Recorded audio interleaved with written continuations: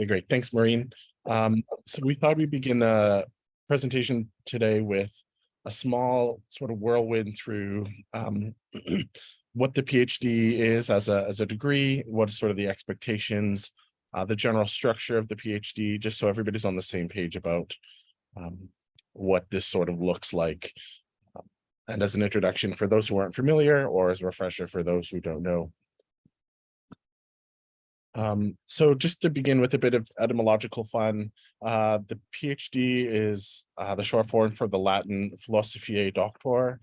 In this case, philosophy isn't the discipline of philosophy, but it has its original meaning as a love of wisdom.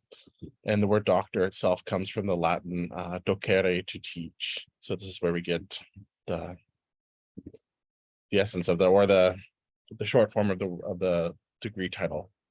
We're going to be talking about the PhD primarily today, but if you didn't know, there's of course other types of doctoral degrees out there. The PhD is by far the most common, but other ones are obviously in other disciplines. So the EdD, which is education, a Doctor of Musical Arts, Doctor of Divinity, Doctor of Science, these are also available out there for those who may feel that it's more appropriate for your career goals or your educational goals.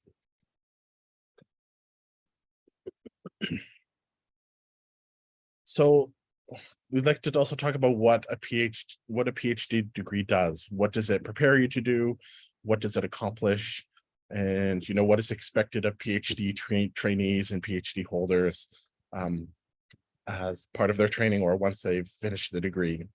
So in essence, what the PhD does is prepares someone to be an independent researcher, wherein one becomes an expert in research methods and designing and executing research projects.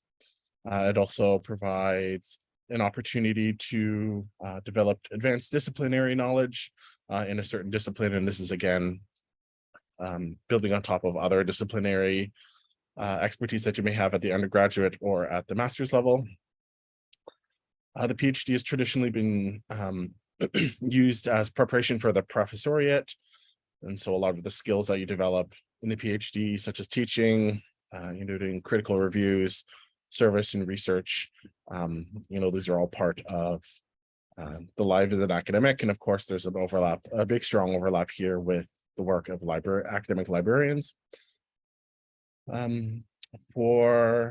There's an expectation of the PhD candidate to advance or contribute to the discipline in a novel way. So of course, this is done primarily through the thesis, but afterwards, the PhD really sets you up to continue to make these continual advances to the discipline. And it also sort of trains you to create high quality academic works that satisfy review by peers. And of course, this is our sort of main way that we check each other's work and to ensure everything is of a high quality. And next, as part of our intro, I'm going to run through quickly the stages of a PhD degree. So of course, not every program is identical, and there definitely will be some variations on this depending on what school you attend or which part of the world your degree is coming from. But generally, these are the main portions. So generally, they start with coursework. Generally required courses involve research methods and statistics. And increasingly, programs are offering critical theory as well as sort of required component of the coursework. And then you also take some electives. The point of the coursework is to aim for a breadth of knowledge in the discipline that sort of complements the tight focus that you'll take during the thesis. The next stage is qualifying exams or comprehensive exams. And this is where you'll see a lot of geographic variation here. So the quals or comps are sort of used as a short form. They're very common in North America, but not less common in the UK and Europe. So generally what these tests involve is on a specific set of readings related to your thesis area in general, so approximately 7,000 to 10,000 pages. And so different programs may have a canon that they want you to be familiar with, or it may be excuse me, a self-curated list that you build in conjunction with your supervisor. And the format of what the actual exam looks like is different. Mine, for instance, was 2 25-page papers that you write in 5 days. I know others have like actually sit an exam on the content. And then even in some programs, there's an additional oral exam of what you wrote. But that's, again, not present in all programs. After that stage comes a thesis proposal, and this is a sort of detailed plan of your research projects, which is sort of self-explanatory, so I won't go too much more. But some programs also sometimes have a public presentation in defense of the proposal, so that's something to look out for. And then once your thesis proposal has been approved, you're allowed to go ahead and execute your research project and then write up your thesis, which is obviously the largest sort of chunk of time, 1 to 2 years full-time, or 2 to 3 years part-time. And there's different formats that the thesis can take. Traditional is the monograph, essentially you're writing a book, or a bunch of integrated articles that you can sort of publish along the way. And of course, there's alternatives that you can take to the thesis that you can begin to propose to your supervisor committee. And then once you're all finished your thesis, there's a thesis defense, which is a sort of culmination of everything. Usually involves a public lecture of your thesis project and an oral examination. And some last minute considerations just for applying to programs. And we'll be able to go into more depths on these sort of things. These are just a sort of introductory things that we can begin to think about. If you're interested in applying to a program, have an idea of a project, or at least a semi-narrow idea of a topic before applying. And also this sort of relates to investigating potential supervisors before applying. And so this will give you a better chance of a school accepting you if you come in with, some at least half-brained ideas about what you want to do. The PhD is a long process, so be prepared for the long haul. And it's very important to choose a project that will sustain your interest for, 4+ years. It's something that that you're willing to invest a substantial amount of time in. And last is money matters. Funding, full funding is often usually only available for full-time students. So I know that's not always a path that you can take when you're working full-time as an academic librarian.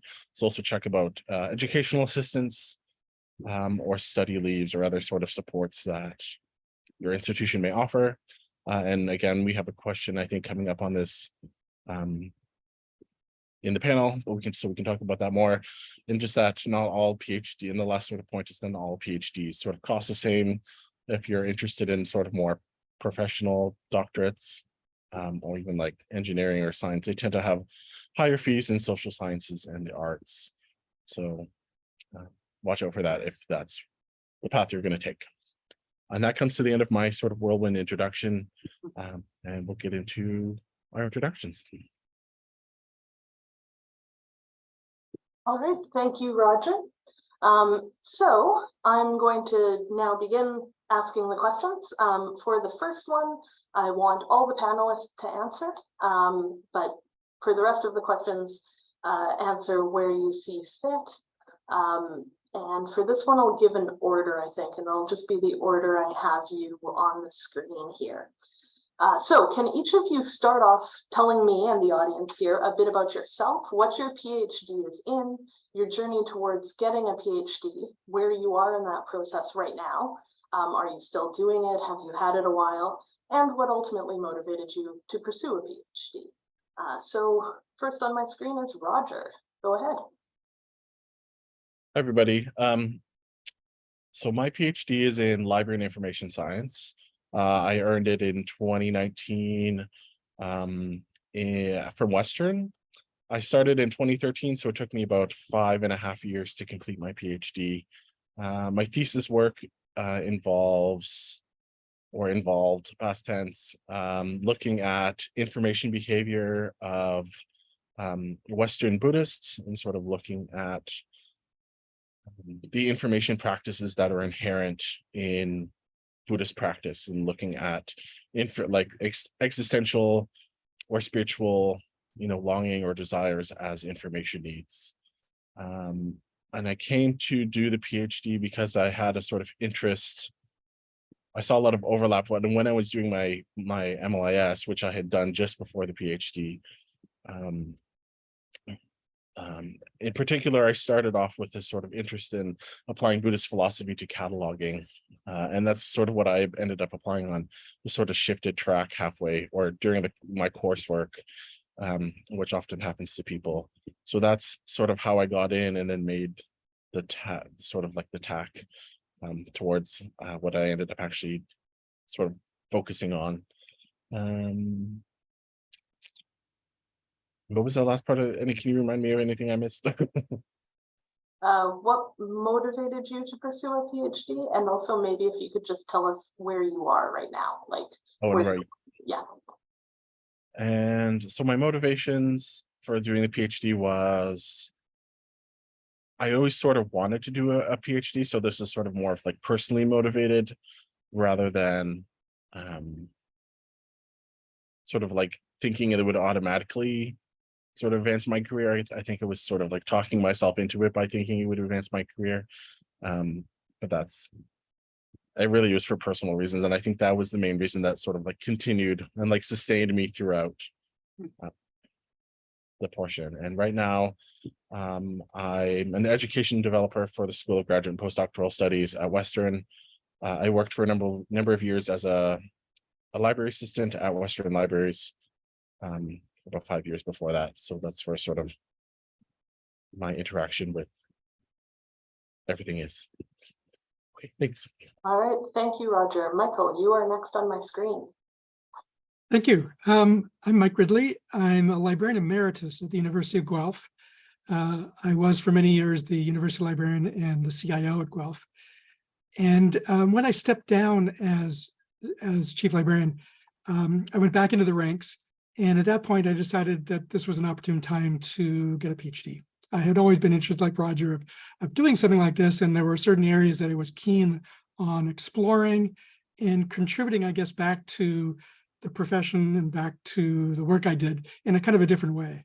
So the PhD for me kind of set up an opportunity to go through that process, which we can talk about in more detail, but also to launch in a way a life after retirement. I'm retired now. And I kind of think of myself as a kind of an independent scholar. And I'm still doing lots of research work and lots of publishing now. My PhD is in LIS. It's from Western, like Roger's. And I was interested in machine learning and the application of machine learning to libraries. And so my dissertation is actually about an area, a field of machine learning called human-centered explainable AI, which are various techniques and strategies and tools to make AI systems, machine learning systems, more trustworthy and more accountable. So for me, it relates very much to some of the challenges we face in academic libraries and research libraries around using tools that are based on machine learning systems and how we will interact with them, how we will create them, how we will use them in a variety of different ways. And explainable AI is really a tool to assist, I guess, with that. Starting a PhD at this point in my life is a little weird, I guess, a little unusual, but it's something that, like Roger in a way, but maybe for longer, I've thought about doing. And timing is everything, opportunity is everything, and at various stages along the way, it wasn't possible until it was. And I decided to do it. I did it, by the way, part-time throughout the whole process. It took about 6 years for me. I actually defended my thesis in December and formally convocated just a few weeks ago. I did it part-time, which, as Roger noted earlier, I wasn't eligible for research funding. And I also couldn't take on teaching appointments.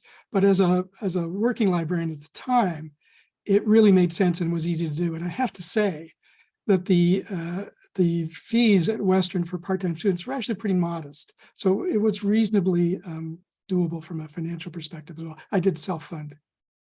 I think that's everything I need to say. I think you got everything. Congratulations on your recent convocation.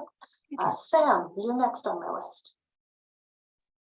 Hi, I'm Sam Popowich. I am currently the digital infrastructure librarian at University of Winnipeg. My PhD is not in LAS. I'm doing it in political science at the University of Birmingham in the UK. So I'm doing it part-time and by distance. I started in 2018, and I'm kind of nearing the end stages of my dissertation, and I'm starting to get ready for defense, probably, hopefully later this year. My academic background is maybe a bit different. I've always had a bit of a prickly relationship with universities. So I have what's called a 3-year general degree from the University of Manitoba, which doesn't have a major. So I felt I kind of lacked some of the disciplinary pieces that you would get with a 4-year degree. Decided not to do a thesis for my library degree, but then felt I had missed out on that. So when I was working at the University of Ottawa, I did a master's, an MA in music and cultural theory at Carleton University, and then kind of let that slide, wrote a thesis there, but didn't really do anything with it. Then around 2016, I started writing more political and critical theory things around librarianship. Started my PhD in 2018, as I say, really not interested in anything to do with libraries. I was looking at sort of a Marxist critique of labor and artificial intelligence. But in 2019, I got pulled into some of the major debates and controversies around intellectual freedom in Canadian libraries and switched my dissertation focus to be that. So I'm kind of doing one of the PhDs out of spite, which you'll hear about sometimes on the internet. So I'm really looking at why intellectual freedom is brought to bear on certain kinds of library controversies and why it's left out, and connecting it to political theory, primarily sort of a form of liberal political theory that's fairly prominent in Canada, and connecting it with developments in kind of equity, diversity, inclusion in Canadian politics going back to the 1960s. So that's kind of where I am. What motivated me to pursue the PhD in my area? Well, I'd gotten pulled in. I was doing more scholarly work, and I kind of wanted something a bit more personal to do while I was doing my day job. So like Michael, I've been self-funding and working this whole time. So that's been fairly doable, though I am paying international fees with the University of Birmingham. So I think that's everything for me. Thank you, Sam. Yes, and I've looked at those international fees. They are substantial. So Carol, let's take it over to you. Hi, thank you. My situation is a little bit different from my fellow panelists. I am a librarian working in the United States. I'm the information literacy coordinator at the University of South Dakota, and I serve in several capacities in Capitol, so I'm sure I know a lot of you in the audience. I was just promoted to professor on my campus, so and I think my PhD probably played a role in that. But I got my PhD in 1985. I had always been headed for an academic track, and the PhD is a necessary degree if you want to become an academic, at least on major universities in the United States. My degree is in older Germanic literatures and languages, and that makes me a philologist, which is what Tolkien was. And Tolkien is my personal hero. So, but a degree like that, the PhD was necessary to get an academic job, but a degree like that is not going to get you a job, a degree in philology, because there are maybe 2 universities in the United States that have philologists, and they're very much loving their jobs and not about to retire. So in 1985, I also got married, and my husband is also an academic. His degree in German was a lot more sellable on the market. It was in literature and history of ideas. So I started, getting a cold breath of reality and realizing that I needed to have alternative job skills. I had to wait 2 years for my husband to finish his PhD, and I happened to be at the University of Illinois at Urbana-Champaign, which had the best library school in the United States. I think it still does.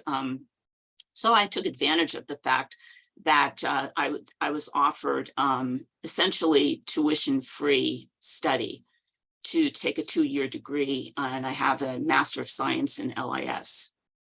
That has served me extremely well, because wherever my husband has ended up, and he's been the person who is, I've been following him around, I've always been able to find a job, either teaching German or working in a library. And we ended up at the University of South Dakota, where the librarians are faculty as well, which is nice, because my PhD fits in nicely with a faculty position. Is there anything, did I leave anything out, Maureen? I think we've got it all there, Carol. Okay, thank you. So I think I'm going to move on to the next question. Now, this one is for whoever would like to answer it from the panel, which is, did you get support from your institution when doing your PhD, if that was a relevant concern? And in general, do you think it's important for academic libraries to support their librarians in the endeavor of getting a PhD?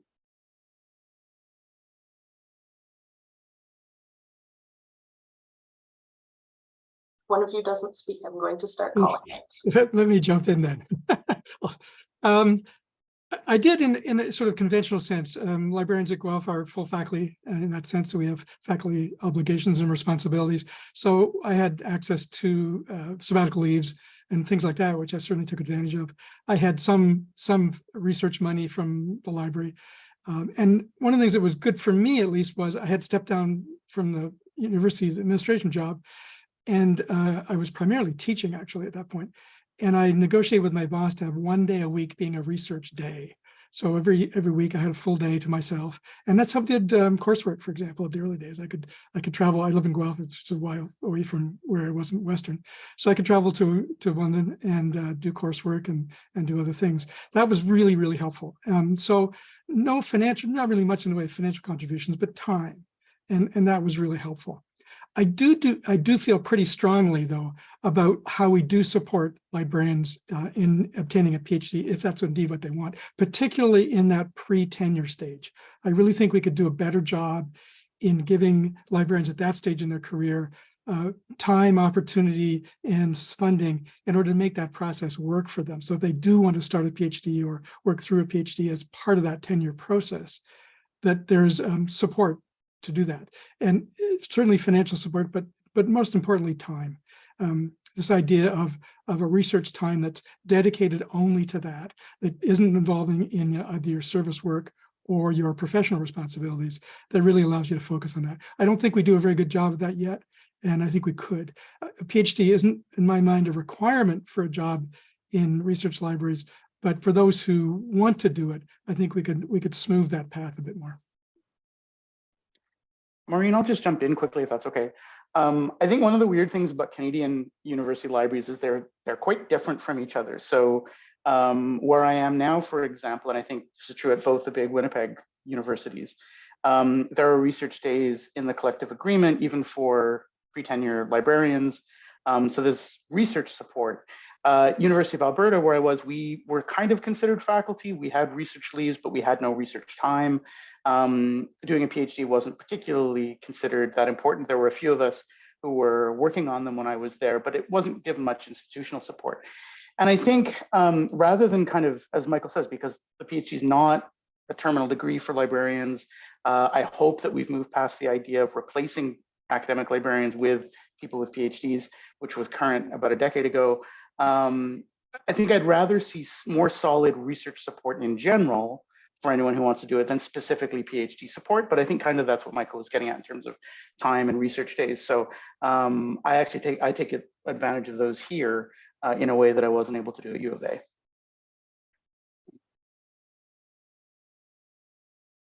All right, thank you. I'm going to move on to the next question then, since it sounds like nobody else has anything for that one. So you guys came from a variety of different disciplines in terms of your PhD and different places. So because not all PhD programs in every discipline work the same way, what do you think are some disciplinary differences to look out for people who are considering doing their PhD? And does it make a difference where you do your PhD as well? And how you do it, distance, in person? So many questions. Gee, let me take a few of them at least. The nice thing about an LIS degree, a PhD in LIS, is LIS is such a big tent that you can work in a lot of different areas of it. So even though you're getting a degree notionally in LIS, there's really a broad array of topics that could contribute in that field. So there's a lot of scope, I guess. There may be in other disciplines, but my sense is in others, it's a little bit more constrained or a little bit more focused in a sense.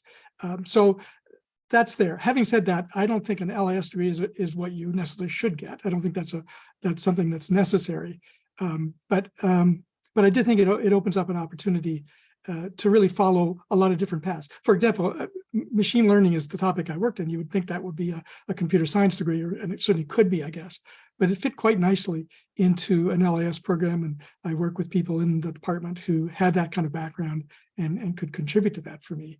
So I should say one more thing, and I'll pass on others. I mean, place does really super matter. Where you do something makes a huge difference. Yeah. When I was going to do this, I looked at a lot of different programs, and the PhD programs in Canada have very different sort of approaches, not only in terms of process, but I guess in sort of the intellectual direction that they're going in, if I could put it that way. They're the ambiance around them. And I particularly chose Western simply because of that perspective. And to make a contrast, I also looked at U of T, and while U of T was more technically oriented, I was drawn to the social technical aspects at Western, which made more sense. So place really does matter.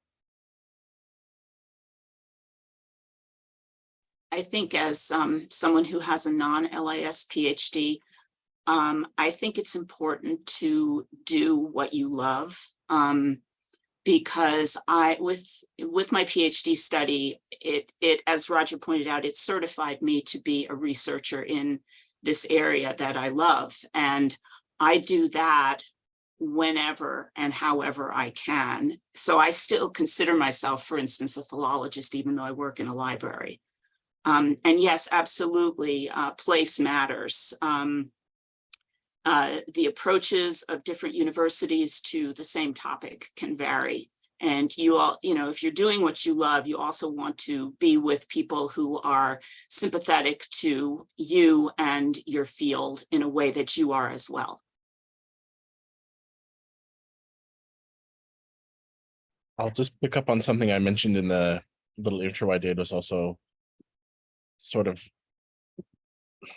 if you're really struggling to like find a sort of a university from its own basis, really is about following certain people that you may want to work with, like specific professors or a supervisor or advisor that you want to work with.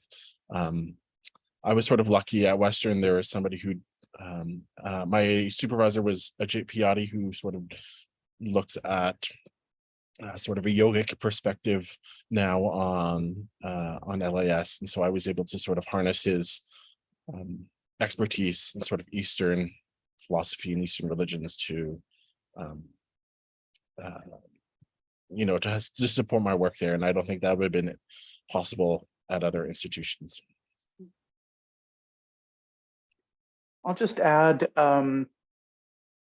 so in terms of, I think I'm the only one doing a PhD not in North America. So disciplinary differences, but also structural differences in the UK, and I think this is probably true across Europe, but in the UK anyway, the PhD programs don't have coursework other than research methods and don't have comprehensives. So a lot of it depends more on your ability to kind of marshal your resources and do your reading, and it's more focused on the research project. So in some ways, the way they talk about it is you have a research project or you have a dissertation or a PhD, not in a discipline, but in, say, for Michael, machine learning, or for me, intellectual freedom in libraries, or the politics of libraries. They sort of talk about it a little bit differently. So you're in a disciplinary program, but your PhD is very much on that topic, and the research methods that you use are more connected to that. So for example, I've focused on hermeneutic, interpretationist, humanist text interpretations as part of a political theory PhD, rather than quantitative or qualitative methods, which they're not really my thing. So in some ways, I'll come out with perhaps a bit of a narrower focus than Michael, Carol, or Roger. But then the kind of flip side of that is to say that place matters, people matter, doing something that you love matters. But in another sense, it's important to realize that the PhD is kind of a pragmatic step. So one of the things that we were told at the beginning of our program is the PhD is not the end result of kind of your academic career, but the starting point. And so your research project and your dissertation are not the final word in anything. They're kind of a first important contribution to what you want to do. And that helps kind of, I think, reframe some of this. I think in North America, we often think of the PhD as being this kind of overarching culmination of things, when in fact, it can be treated as a pragmatic step if that's going to help you get through it. And really getting through it is the important part. Being stuck with something for 5 or 6 or 7 years, I am ready to rage quit my dissertation at this point, but I know that I just have a little bit to go, and I've got to kind of stick through it. So you can kind of try to balance the sort of overarching comprehensive view and the very pragmatic, just getting it done view as well. It's important to realize what Sam just said. You just really said two things. Number one, the PhD is the start of your career. It should not be the best thing you ever write, because the dissertation is actually a collaboration between you and your dissertation advisor, and possibly an entire committee. There are things in my dissertation that I pretty much had to accept from my advisor, who saw derivative morphology in a certain way that I didn't necessarily see, but it was the way to get through the door. So yeah, and since then, but yeah, I got through that door, and I can do my own research and publications now. And that's another thing too, is that getting a PhD is not the big scary thing that a lot of people think it is. It's a series of steps, as Roger indicated, that culminates in a text that is written with help. So I really encourage people to do it. If you have something that you love, go and do it. I realize there's money involved, so. I just pick up on something Carol said about, I guess, both the community, but also about your supervisor. That relationship you have with your supervisor is extremely important. And we've all heard horror stories about bad relationships between grad students and supervisors, and they're out there, and they are to be careful of and to be watchful of. But the relationship that you can build with a supervisor is a truly amazing experience, in my mind, in my experience, certainly. And I didn't have the experience where my supervisor was guiding me in certain ways. My supervisor was constantly questioning almost everything I did, which was a good thing, and rightfully so in many cases. But she was that guide for me. She was, getting me through some of the wilderness that I find myself in. And I've been always thankful. Jackie Burkell was my supervisor at Western, and Jackie was extraordinary in understanding her role, which I don't know every supervisor does know, and then executing that role beautifully. So I guess the issue there's something Roger alluded to earlier, which is picking a supervisor or associating yourself with a supervisor is in itself a little bit of a project. Finding out who's in the school, talking with them, getting to know them a little bit, maybe taking courses with them before you even declare a supervisor might be useful. But you want a solid relationship, and that has to be developed somehow. All right, thank you guys. And yeah, your answers touched on the two things that, as somebody who's looking for a PhD, I've constantly been told, which is pick a topic that will not bore you after 4 years. Yep. And make sure that your supervisor is a person that you can actually speak to. So on to our next question.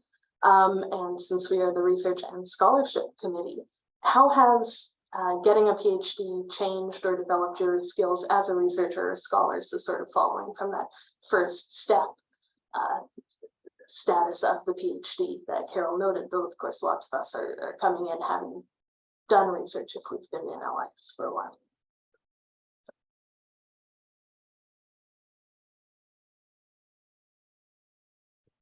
I can start here. I think I remember sort of sitting in my MLIS class, one of my MLIS classes, and sort of being in awe of like the professors who were able to do what they do, and sort of having that imposter syndrome where like I'll never be able to do that sort of thing. So why am I even bothering considering to do a PhD? But by the time I actually, rolled around to finishing my program, there was a ton more confidence there about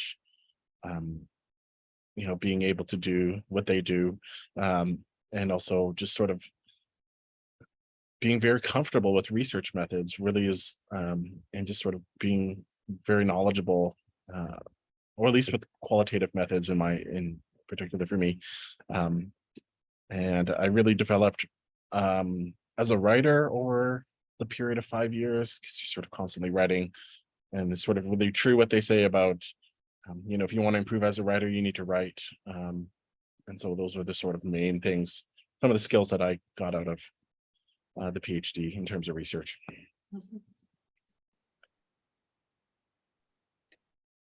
I think one thing for me is back when I started researching and writing in the politics of libraries, I used to say I didn't do research. I was just writing, because what I was doing was reading a bunch of things, synthesizing them, and then putting it out there. And doing a PhD in political theory means that I've sort of gotten this, I've been able to see that kind of research method, even though it's not talked about as much as quantitative and qualitative methods, is in fact a perfectly valid way to approach research. And so that's given me a bit more confidence in terms of just doing it. And I think the other thing is that there is, going through the process of doing the PhD, especially I think the sort of regular meetings with your advisor, having to answer their questions, having to really think about what it is that you've read or put together or written, is kind of something we don't tend to do very much, even in undergraduate and master's work. There isn't that kind of constant back and forth with somebody who's working in the same areas you are, more or less, and is really interested in making sure that your thinking is as rock solid as it can be about it. And I think that's a really valuable thing. And once you've done that for a few years, even if I couldn't quite name what the effect is, you can feel that there's a difference in how you approach other academic work, other academic reading, and even probably academics, as we deal with faculty and researchers in our libraries. I think we deal with them a bit differently. Yeah, like Roger, I think I write better, I read better in lots of ways. I asked a colleague once what they thought the advantage of the PhD that they did was, and they said, I think differently now. And I think differently now. I can vividly remember my first day in a course at Western, and I'd come from being an administrator, an academic administrator for a long time. And I thought about sort of how to solve problems. I was there to problem solve, not to investigate problems, not to make problems of things. I was to solve these problems. And so I had this sort of administrator's mindset. And it took a few classes and time for me to, and I hate this word, but to problematize things, to consciously look at it from so many different perspectives, and not quickly to jump to a conclusion or even just to find a conclusion. It was to find the totality of the issue as much as I possibly could. And that's a remarkable change in thinking, which has benefited me enormously. And I think would have benefited even more so if I had done this sort of thing earlier. But it's a real gift to be able to have that, I guess, that totally different perspective. So for me, that's been maybe the most significant change and profound one in my mind. I would agree with everything that has been said in answer to this question, and I'd like to extend that into relationships with faculty. That because I have gone through a program that has taught me to do research, I, as a librarian, can better support research. Frustration in American LIS training is that we learn to support research, but don't learn to do it ourselves. The PhD programs help with that. In addition, having a similar credential and a similar mindset to other faculty makes it easier to communicate with faculty outside the library. You can serve on committees, for instance, and you're not frustrated because faculty are constantly problematizing issues. Yes, this is what faculty do. This is what our PhD programs have taught us to do. It's in terms of also simply having the credential. On my campus, non-PhD librarians are seen as faculty light, but those of us who have PhDs are in the room with the rest of the faculty.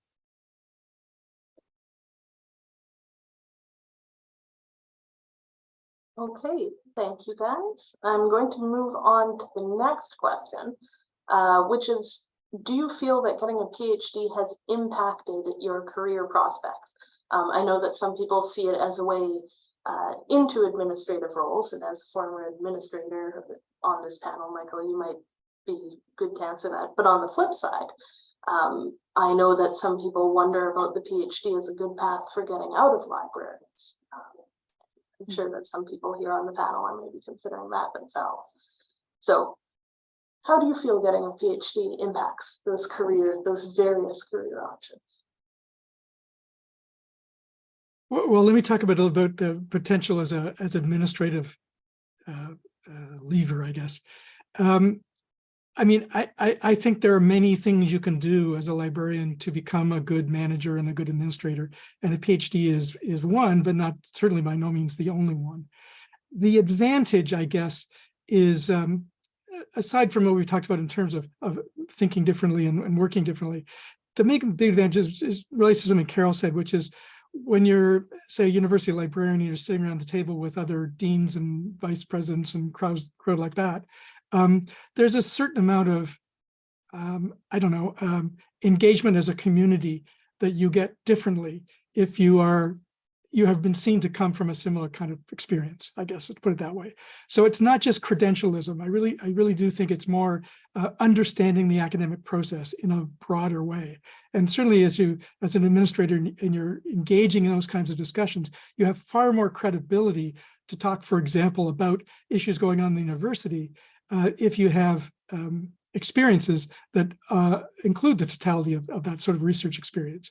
So I think that's the kind of advantage, I think, that a PhD would have if you were moving into more senior administrative roles.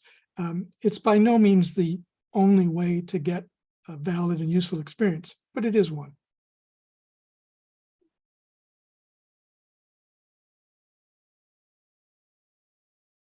I don't think it's had much of an effect on mine. I mean, I don't particularly have an interest in moving into administrative roles. I really wanted to write books, so it helps with that. It helps sort of be taken seriously in terms of writing and publishing books. I think it has, though, had an effect on, as I said before, and as Michael just said now, on my relationship with some faculty members that I meet, for sure.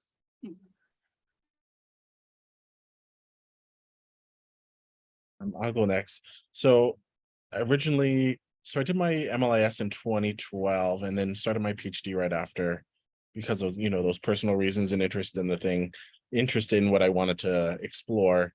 But, part of that reality that Carol was talking about sort of, it hits you halfway through the PhD where it's like, okay, well, is this going to get me a job at the end? And so I was sort of like planning to, still allow myself to maybe move into academic librarianship. And at the time I had thought the PhD would be a big advantage there in sort of being on the market, but I found it really didn't improve my chances in terms of getting an academic librarian role. And it really solidified in my mind that libraries value experience over education in a lot of ways. And I think that's a lot of people sort of share that sentiment. And then in terms of my current role as an education developer, I'm sort of in a sort of pure alt-ac role, so as an administrator in graduate studies. And so my PhD has been helpful there in terms of being familiar with the graduate experience overall. But I ended up getting another bachelor's degree in education, which was really the other, which was really the linchpin that I think got me my current role. So even then, the PhD may not open all the doors that you think it will at the same time. And of course, that's just my experience at but take it for what it is. I think it's helped me to work beyond the library. I teach honors seminars on Tolkien and his works and H.P. Lovecraft and his works. It has also led to potential opportunities for exploitation when administrators who need a quick course taught in German come and ask my dean if he will lend me to the department to teach German without pay, simply as part of my load. So those are ones that I've had to be careful about, because if you suddenly become more like other faculty, there's a danger that you'll be shoved into faculty roles that you don't want to take on.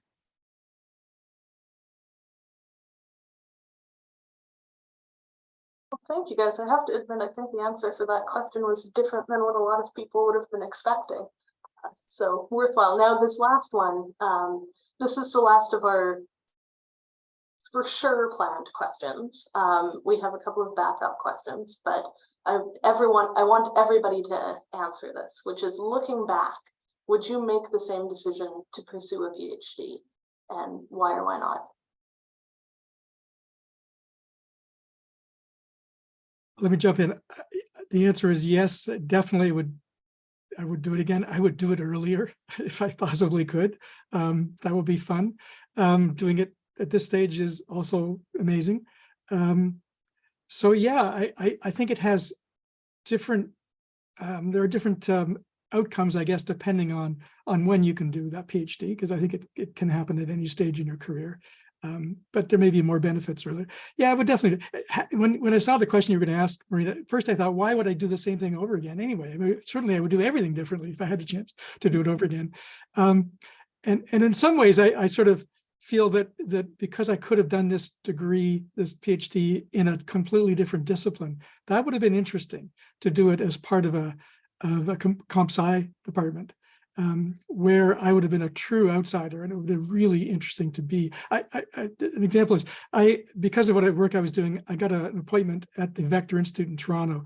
Vector is one of the 3 AI research institutes in Canada, and it was a real privilege to do that. But I was a complete outsider there, a guy with a social science background, and I have a master's degree in theater history. Who knew? So that experience, though, was fantastic, because they actually, that group came to me looking for different perspectives on the work they were doing, something from a very, very different interdisciplinary kind of perspective, and that was pretty amazing, actually. So, what am I saying? I guess I'm saying that these things open doors in lots of different ways, and you've got to be prepared, I guess, to maybe take those opportunities when they come out. I think I would also have done the PhD. I would have done it in a different way, though. I think I would have looked around for more funding. I think I would have tried to structure the time differently. I'm not sure doing it by distance was a great experience. Whether that would have been the case if mine hadn't been right in the middle of the COVID pandemic, I don't know. But I haven't been able to get back to Britain to do my kind of residency requirements, so I haven't seen anyone in 5 years, except over Zoom. So I think I would do it, but I would probably have maybe planned it out a little differently.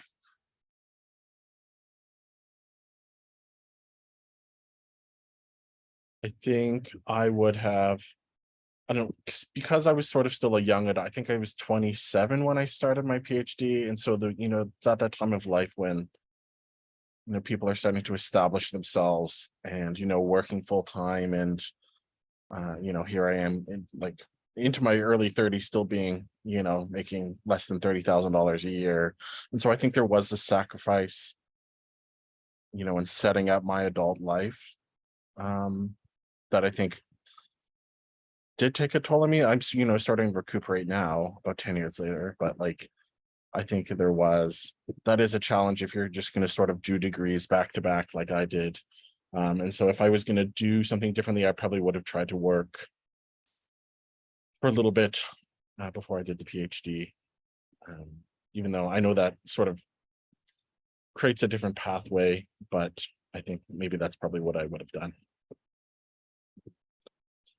I would definitely do it all over again, for, I think, largely personal reasons. Again, it was doing what I love and taking it to as high a level as possible. And also I met my husband in graduate school. If I hadn't been doing that work, I would not have met my husband. So that's, the rest is history. All right, well, thank you guys. I see that there are both questions in the chat and I have like backup questions. Sam, I know you have to leave right at 2 o'clock. So I'm going to ask you guys whether you would prefer to go to the questions in the chat or from the audience, or if you'd like to answer the sort of 3 backup questions that I have first.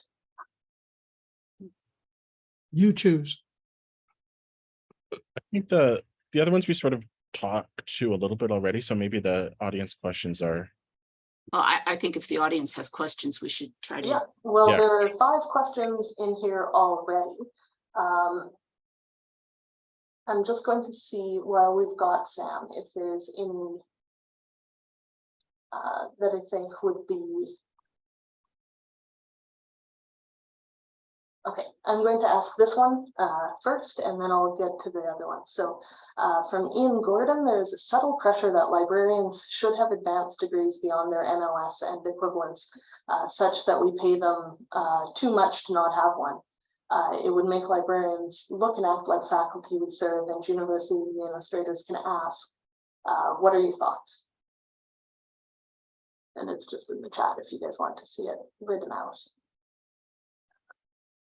I think for me, that's primarily a labor question, and goes along with all of the other discussions around credentials in the profession. I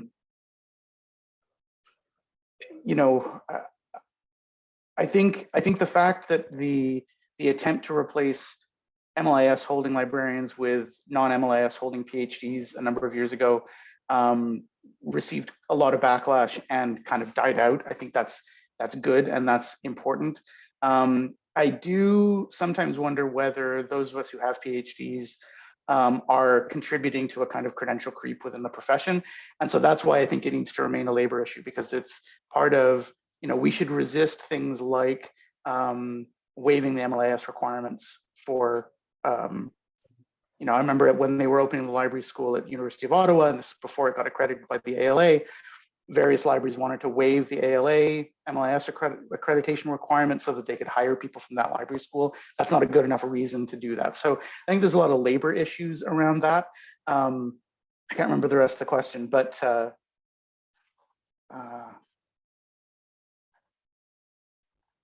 think that. Yeah, did that sort of cover it? Yeah. It's fraught, though. I think it's not an easy question to answer for sure. I think the MLIS degree is very important as a qualification. I completely agree, Sam, that it should not be replaced by other equivalent degrees, because I don't think there are equivalent degrees. And I think that if universities are interested in having librarians hold advanced degrees, they should first of all reward significantly ones that they hire that do have those degrees. And they should encourage their employees, both monetarily and with time, to get advanced degrees. Okay, maybe I'll ask one of the questions from Jennifer Shrubsole. She has 4. So I'll just go in order. Has anyone been interested in postdoctorate work? And is there any advantage to the postdoc within librarianship? That's a really interesting question, because I don't know that there's a real tradition of that certainly in the LIS field. For some reason, we assume you're going to go from these degrees into a job, I guess, and it'll be a full-time kind of job. That I know at Guelph we've got a postdoc position which is split between the library and the College of Arts around digital humanities, and that's an opportunity for that to happen. In fact, a Western grad was one of the first holders of that postdoc. And so it really did allow that person to sort of develop some footing in the field and to make some contributions post the PhD, and then get a job. And it turns out she actually got a job at Guelph, which was great. But it's unusual. My experience is that was an unusual situation. Question 2 from that, unless somebody was racing to unmute. I would guess the only thing I would say, they're like what Mike said, they're much more common in the sciences.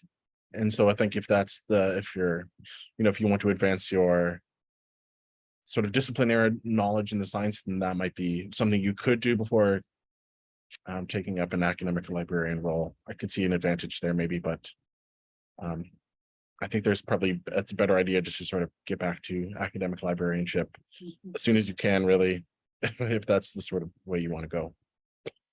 Yeah, I think the model in the United States is not to do a postdoc if you're a librarian with a PhD. And libraries are frequently places where administrations like to save money. And by getting a postdoc, you may be pricing yourself out of a job. Okay. Another one is academic doctorates have been mainly discussed. What is the main advantage or disadvantage of an applied doctorate versus an academic one? I'm not sure I know what was meant by an applied doctorate. Would that be like a doctorate in engineering or something? In a more I would assume so, but I'm not the one answering the question. Yeah. Maybe I'll move on to the next one, and Jennifer, you can clarify what you mean by an applied doctorate. And Sam has had to leave at 2 o'clock, so it's just Roger, Michael, and Carol now. Jennifer mentions that it would be like an EDD versus a PhD. Okay. I suppose it really depends on your own goals and what you think the degree might help with your I guess you have more personal, like, especially, I know the EDD seems really applicable to me for academic librarians as a sort of a good alternative to the PhD in terms of, a lot of them are in educational leadership, which could, again, help you become a better administrator if that's the role you sort of wanted to take. And obviously there's sort of a lot of overlap, disciplinarily within education and LIS. So I think it's, a lot of the sort of structures are the same. You sort of learn to think, you still learn to sort of problematize and take that sort of approach to topics. And again, there's usually still a substantial amount of writing involved. And so some of those things are still there in the applied versus academic doctorates. I'd like to problematize that a little bit. There are fields within PhD disciplines that are applied. For instance, my dissertation is in the field of applied linguistics. So it's not quite as simple as saying academic versus applied. Within the academic world, there are applied and theoretical fields.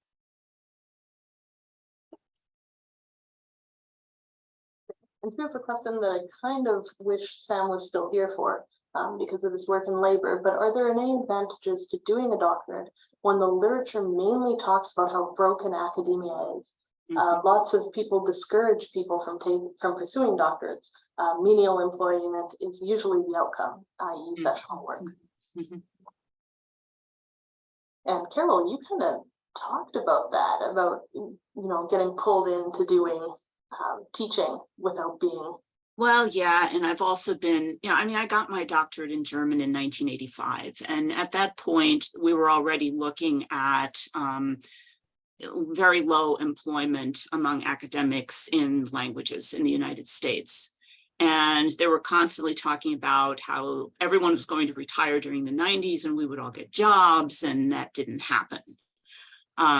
So I guess I get back to thinking that this is something that you do for yourself. You can do it for pragmatic reasons. You know, the PhD will get you certain things, but in the end, if you're in a field, well, like philology, where you're not going to get a job, this is definitely something you need to be doing for yourself. You have to find personal satisfaction and pleasure in getting the PhD.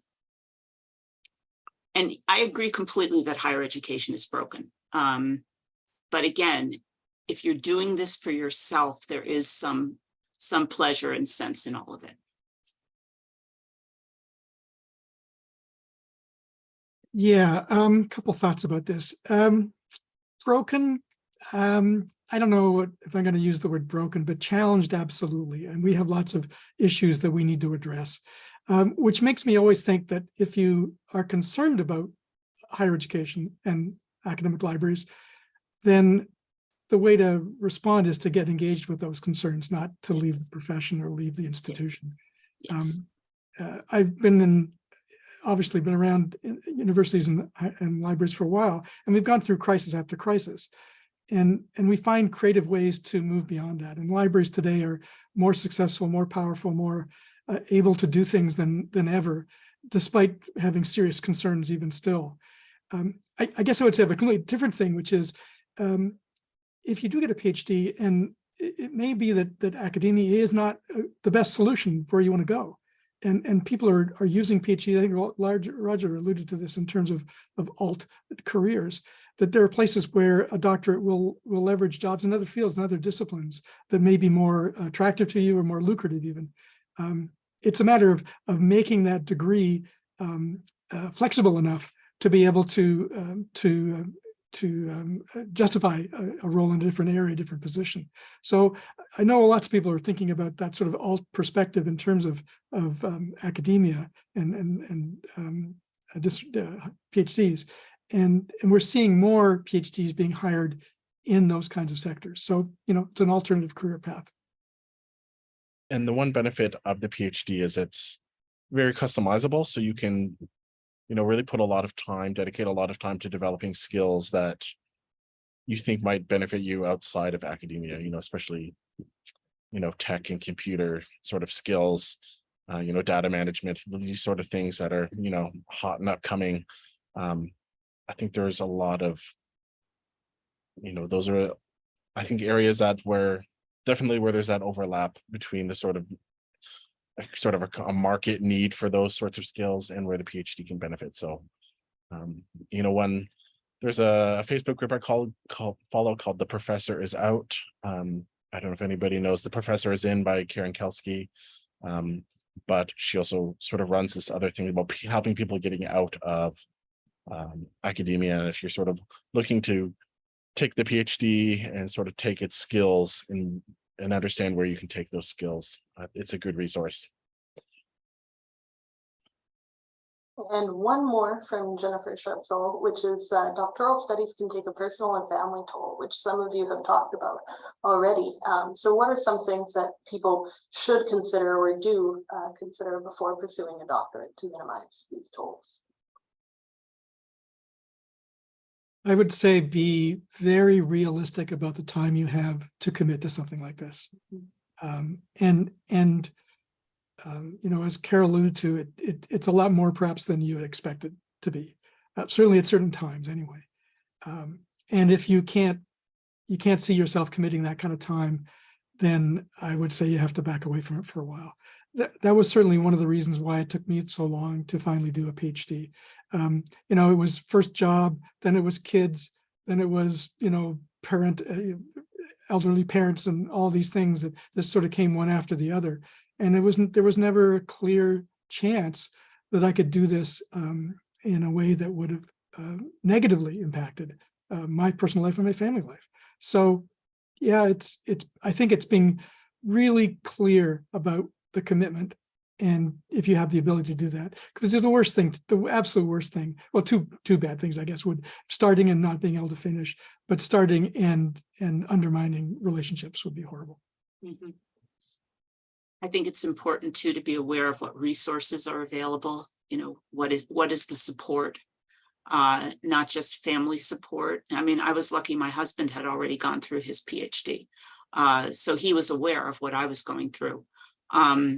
We did this too before we had children. So we postponed certain things for a degree.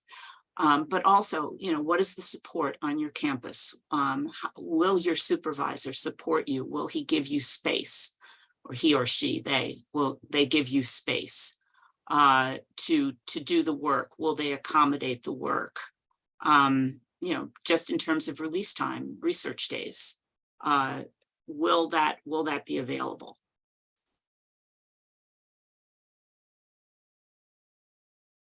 I think I definitely suffered sort of mentally from my PhD. And I think a lot of that came from uncertainty about, you know, because I was doing the PhD full time, you know, uncertainty about the job market, and, you know, sort of letting sort of negative thoughts spiral in that direction. So if you can go into the PhD with, you know, doing it part-time with keeping your academic librarian job, I think a lot of that, you know, some of that stability will be very helpful in terms of being successful. Mm. You know, and I, yeah. All right, I'm going to continue reading through the questions in the chat, but I do want to note that there are things that I won't be reading out in the chat that are useful for people to have a look at, comments from people and things. Also because I see people are dropping out, presumably because they thought this was only going until 2. This is being recorded and will be posted up. So yeah. Okay, so let's see.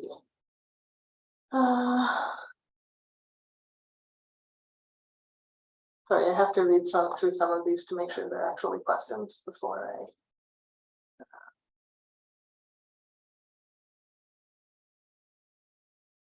Maureen, if I could just jump in and Yeah. make a comment more generally that's sort of come up, and it sort of relates to the topic that you might undertake as in doctoral studies, and we've talked certainly about the need for that to be something you're passionate about, but I also think it's not necessarily something you have to start with. One of the, I think, great experiences of a PhD is finding your way into and through a discipline in ways that you didn't expect. So my own personal experience was I started off with one particular area of focus, and I think, Carol, you had that same experience, and you ended up going in a different direction or a different perspective. Mm-hmm.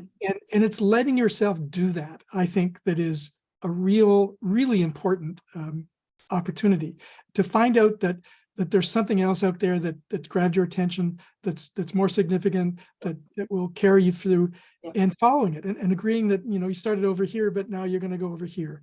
And it's not wasted time. It's part of that journey that we talk about when we talk about a PhD. It's the experience and the latitude to let yourself go in a different direction. In any PhD, you end up reading a huge amount of material around your topic. It's never just narrowly focused. There's always this other stuff that you're doing, and in some ways you have to clip some of that off because it's not going to be relevant or it's too much. In other cases, it turns out to be an area that you want to focus even more on. So I think there's this happens in undergraduate studies as well, that people can get a kind of a tunnel vision about this, and it's not a healthy thing to try and exclude those influences. It's better to encourage them and wrestle with them, if I could put it that way. I think for me, I associate that with joy. The joy of delving into a subject so deeply that you become an expert in the focused area of your dissertation, which isn't necessarily where you start your journey, but it's where you're going and where you end up. I sometimes joke with PhD students at my university that when they become immersed in their dissertations, they'll be walking down a hallway and they'll notice people diving into doorways because they don't want to be harangued on the topic of your dissertation, because that is what you are living right now. And they've heard it and they don't want to hear it again. There's an argument for the distance. You don't have to hide in hallways. Distance. Okay, I've got one thing. It's a direct message, so I'm not going to read out who it's from, but I'll read it in full. So first, a comment. I am coming at this from the other side, a PhD who, like Carol, wanted to get a full-time job. I'm loving the career change, and the transferable skills are helpful. It has helped me hit the ground running in a university library and more easily build ties with faculty and admin. So, like a lot of what you guys are saying. As I say, I am now bilingual. I speak professorish and I speak librarianish. Now, as I look back and look at our students here, I wonder, how do we best promote librarianship as a field for those fully set on academia? I say this as a recovering PhD professor who is now having a blast directing a small university library. So how do we promote librarianship as a field for those who want to go into academia? You know, historically, and I'm thinking in the context of German academic libraries of the 18th century, the librarian was the most important professor on campus, because that person knew where all the books were. And maybe we need to kind of bring those two back together, right? Academic expertise and librarianship. And you know, maybe the PhD is a way to do that. I don't know. That's just a little comment for me. It seems to me that the way, or one of the ways to do this, is to talk about some of the huge, big issues that are going on in the world today that librarianship and information science could and do address. It's not a arcane, irrelevant field of, you know, dusty books and only even libraries. It's about applying an understanding about things like information behavior and technology to world problems. Think about misinformation or polarization, or, I mean, good grief, ChatGPT. You know, pick any range of things and ask where are those things discussed from a kind of a social perspective, a kind of a social justice perspective, or a transformational perspective. And I would argue that LAS in that area is where it happens, where those things can easily be addressed. And because it is, I said earlier, such a big tent profession, that you can come at this from so many different perspectives. You'll find communities that will galvanize around different aspects of this. So I kind of maybe think of LAS or this field as a huge set of challenges that people could, you know, fruitfully contribute to and make careers out of. And in very flexible ways. Another great things about this field is it really is very flexible. You can work in libraries, you can work in other areas as well. So yeah, I think of it as big question marks to address. Roger, did you have anything to add to that one? Or? I mean, I think it's also sort of like taking, you know, the MLIS does do a good job for the most part in preparing people for an academic career. I guess if there was sort of, I guess it's sort of those bridging functions between that the PhD, that, you know, the alt PhD was like, what are some of the other bridging or, you know, training that we can help, you know, to fill in those missing gaps that the MLIS doesn't always do a good job. And like, it really depends on like where you do your MLIS, whether you had a thesis component or not. You know, those sort of things. Like there are some gaps sometimes. And I mean, you know, maybe the PhD really isn't necessary there all the time. Really, it could be more targeted ways to, you know, support those fundamental academic skills that are really helpful in the academic librarian context. Okay, Thank you. There are no more audience questions. I am going to very quickly pull in one last question from my question bank, which is, what advice do you guys have for librarians considering a PhD now? And then we'll sign off. Well, if all the things that we've talked about lined up for you in terms of time and focus and money and all those things that, you know, are realistic considerations, if all those things are there for you and in some degree or another, do it. It's a remarkable experience. I've described this to many people honestly as for me, life-changing. For me, it's like launching a second career or whatever it is, another career as an independent scholar. And it's been amazing.